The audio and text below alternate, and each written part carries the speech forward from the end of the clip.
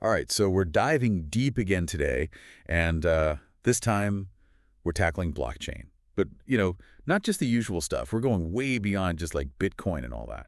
Yeah, we're really looking at how blockchain could, well, I guess, change society. Yeah, I mean, that's what's so fascinating about the source material for this deep dive. It really frames blockchain like a whole new way of thinking. Yeah, like almost like learning a new language. Right. Not just the words. Exactly, yeah. But like the whole way you think. Like someone with a massive dictionary, but they just, can't understand sarcasm. Uh-huh, yeah. Technically, they have all the words, but... Like, they're missing the point, and that's blockchain, I think. It's asking us to, well, rethink everything, trust how we structure things. Absolutely. And the source makes this, well, I thought it was a pretty mind-blowing comparison. Like, think about today's technology, right? Okay. To someone 100 years ago, this would be like... Magic. Exactly. Like superpowers. The source actually uses the phrase pone, Yeah. clairvoyance and clairaudience. Wow. So like being able to see anything, hear anything, anywhere in the world. Instantly. Yeah, instantly. And we just take it for granted. We're walking around with these virtual superpowers, constantly connected. Drowning in information. But, and here's the thing, with all this data flying around, how do we actually make sure it's secure? Who do we trust? I mean... Right, because it's not like the old days where it's all centralized. Exactly.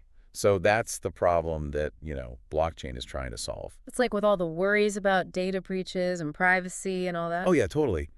Blockchain is saying, okay, what if we don't need to rely on one big bank or whatever? Yeah. What if we all keep track of everything together? Yeah. Like a giant shared record. And that's where the whole idea of decentralization comes in, right? Right. And the source uses money as the big example. It's probably the most... Yeah, relatable. Yeah, relatable. Like instead of a bank managing your money. Blockchain says, what if we all manage it together? But then, that's the question, is that... Utopia. Well, or total chaos. Are we really ready for that much? Freedom. Yeah, I guess you could call it freedom, but it could also be terrifying. No safety net. That's the tension, right? Individual power versus, I don't know, maybe anarchy. And that brings us to Bitcoin, like the original poster child for blockchain. Yeah, totally. Designed from the ground up to be controlled by everyone, not one institution. Right. It's that whole Yundo thing, basically a universal ledger. Every transaction recorded everywhere. Wow. So instead of your bank statement... Everyone has a copy of the ledger. So it's ultra secure. And transparent. At least in theory. But the really crazy thing, and the source makes this point, is that blockchain goes way beyond just cryptocurrency. Oh, absolutely. They talk about, what was it, gaming? Oh, yeah. Specifically Minecraft. Imagine a global Minecraft. Global decentralized Minecraft. Where everything you build, earn, whatever, has real-world value. Because blockchain guarantees, it's unique, you own it. Scarcity, ownership. It's like turning a game into a, microeconomy. It's mind-blowing. You're not just playing for fun anymore. You're potentially building wealth. It's a whole different way of thinking about, everything. And you know what's interesting? The source brings up, Google. Google. What about Google? Well, they say Google's in a weird spot with this whole decentralization thing. Okay, I'm intrigued.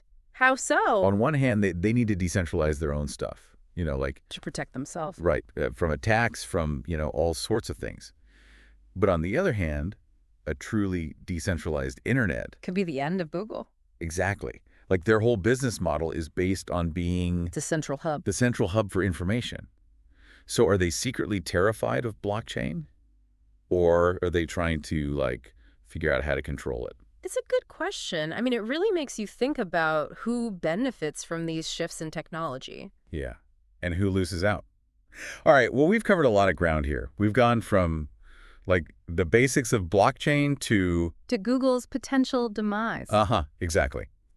But we've got a lot more to unpack, so let's take a quick break and we'll be right back. It's complicated, right? The source doesn't pretend that a world without rulers is all, Sunshine and roses. Yeah, exactly. There are some serious downsides they bring up. Okay, so what are we talking about? What could go wrong in this decentralized future? Well, they talk about things like piracy, for one. How do you stop that when there's no central authority to enforce the rule? Exactly. And then there's scams, Oh, yeah. In a decentralized system, who do you even report that to? And what if things just go wrong. No safety net Right. It's like we're trading one set of problems. for a whole new set of problems. So Yeah. where do we see this playing out, like, in the real world? Well, they use examples like YouTube and Uber. Okay, interesting. Yeah, because in a way, they're kind of decentralized, I right? guess, yeah, like anyone can make a YouTube video. And Uber connects riders and drivers directly. No taxi company in the middle. But there's a catch. I was going to say there's always a catch. Or Always a catch. They're still controlled by, big companies, Google, Uber. they set the rules, they get the profit. Exactly. So it's like this weird halfway point. Decentralization, but not really. So why is it so hard to actually make it happen?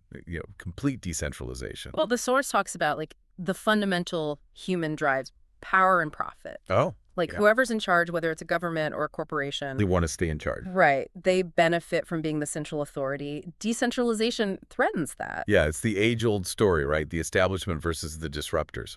So with blockchain, are we actually seeing a real shift in power? Or is it just? Another tech fad that'll get co-opted. It's the million-dollar question, isn't it? It is. And you know what? The source ends with this line that really... It made me stop and think, yeah. Me too. They say, I personally don't have high expectations for blockchain technology itself because I still have hope for humanity. Wow. That's powerful. What do you think they mean by that? I think it's a reminder that technology isn't a magic bullet. Yeah.